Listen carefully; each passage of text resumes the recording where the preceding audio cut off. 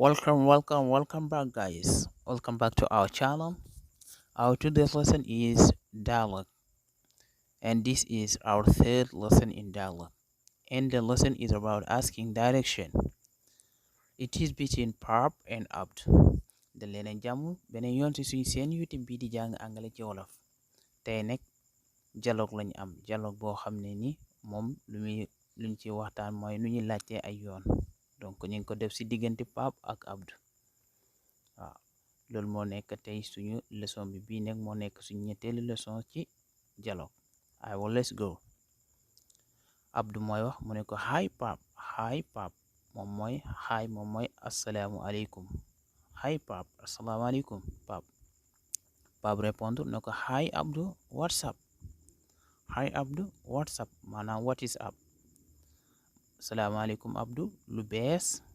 waaw Abdu di wax naan koy I am looking for the hospital. Can you tell me how to get there?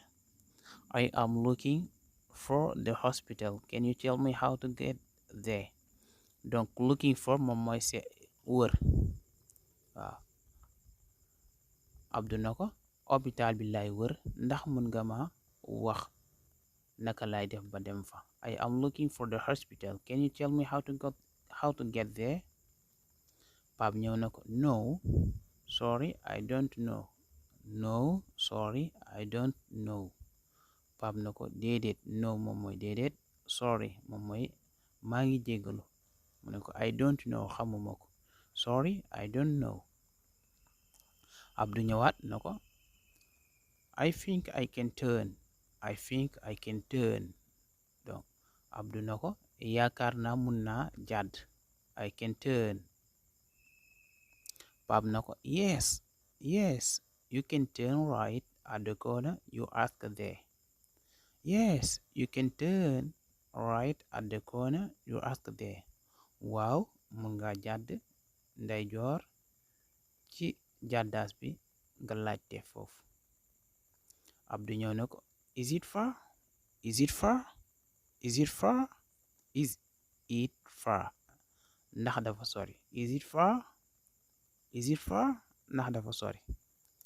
Pap ñëw na ko no it is over there. No it is over there.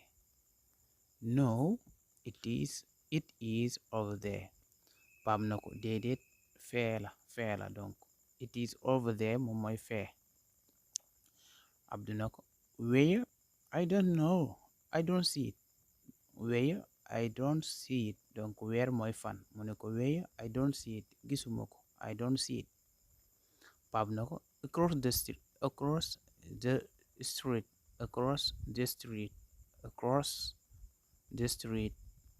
Pap na ko rombal mbedd mi.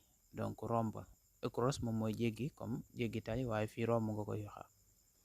Abdu na ko oh I see it now thanks.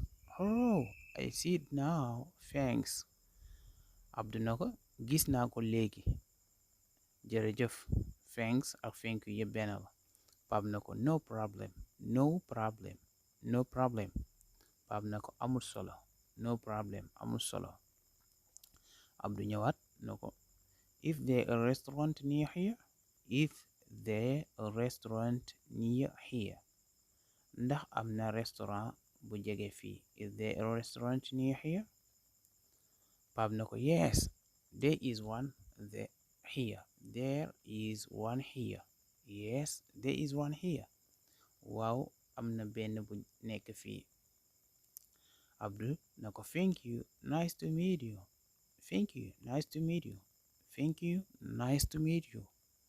Abdu na ko jërëjëf kontaan naa ci dajeek yow.